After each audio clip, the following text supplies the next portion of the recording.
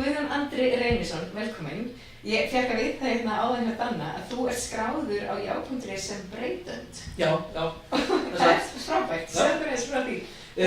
Breytund, þetta nafn kemur upp frá ungliðahreyfingu sem ég vinn hjá, sem heita breytundur eða changemaker á svona alþjóðagrundvelli. Þetta skemmtilegt starf á ungliðahreyfingu Hjálparstarfskirkjunnar. Þetta hérna á uppruna sinni í Noregi og starf fyrir þá sem eru fyrir ung fólk, svona frá svona 15 upp í 30, bara fyrir eftir áhuga. Snýst að breyta heiminum og gera hann að betri stað. Þess vegna heitir þið breytendur. Akkurat, Changemakers. Gott þú spottaði það. Já, bara svona. Já, okkur finnst rosa, við reyndum einu svona útskýra það fyrir þarna þessi samtök eiga uppruna sinn í Noregi og reyndum einu svona útskýra sko en orðadjók fyrir þeim. Þau bara glátt á okkur bara. Já, akkurat, það gekk ekki. En þarna, já, þetta er rosa skemmtilegt og við höfum 5 þarna svona þemum sem við berjumst fyrir. Það eru umhverfismál og friður, samgjörn viðskipti, óréttmætar skuldir og heilsa. Og þetta er svona fer eftir því hvar samtökin eru stödd í heiminum, hvað áherslur eiga við, eins og hjá okkur kannski meira umhverfismál heldur friður, vegna þess að við erum lítið stríðstengd. Heppin. Já, við erum heppin, já, takk, þetta var aðalega hjálpræðisherinn sem að reyna herinn okkar einhvern veginn. En við vinnum á þann hátt að við vekjum athygli á því sem að okkur finnst samfélagið okkar vera að gera rangt á heimsvísu, þannig séð. Eins og það að fyrir nokkrum árum var komin upp hugmyndum að fara að athuga hvort að það væri grundvöllur fyrir því að bora eftir olíu og samkvæmt því sem við vitum það að olía sé þarna resource sem að við viljum láta liggja og við þarna klæddum okkur upp í svona zombie-búning með þarna svona og löbbuðum á eftir olíutunnu og bauðum fólki að skrifa undirskriftir til að biðja að þetta ekki gert. En þetta allt gert á jákvæðan og skemmtilegan hátt.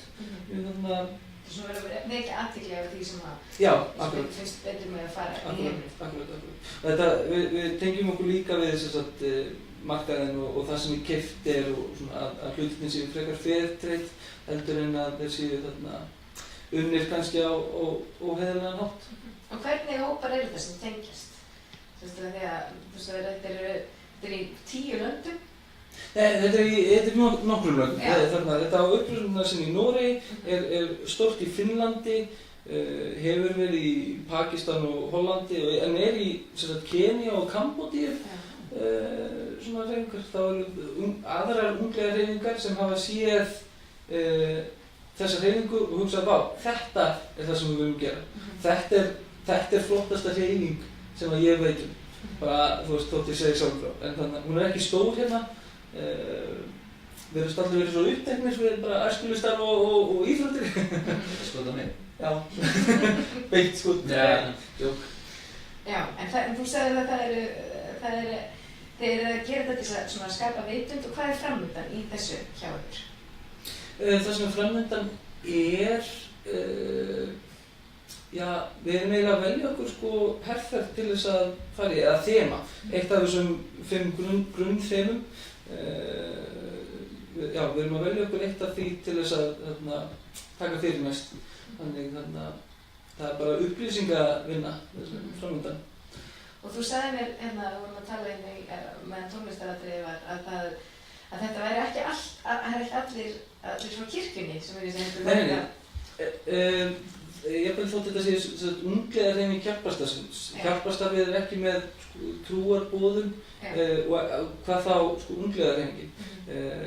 Og eins og norska hreyfingin, hún var var að enda við að aðskilja sig frá sko, hjálparstarfi kirkjunnar í Noregi og við hugsaum ekkert að gera það en það sýnir bara sko, að þetta sjálfstætt frá trúnni en auðvitað við á Vesturheiminum við vinnum alltaf á kristilegan hátt saman hvort við köllum á kristilegan en þá eru það grunngildi samfélagsins þannig að sama hvaða orð það þá erum við náttúrulega alltaf að vinna á þennum hátt.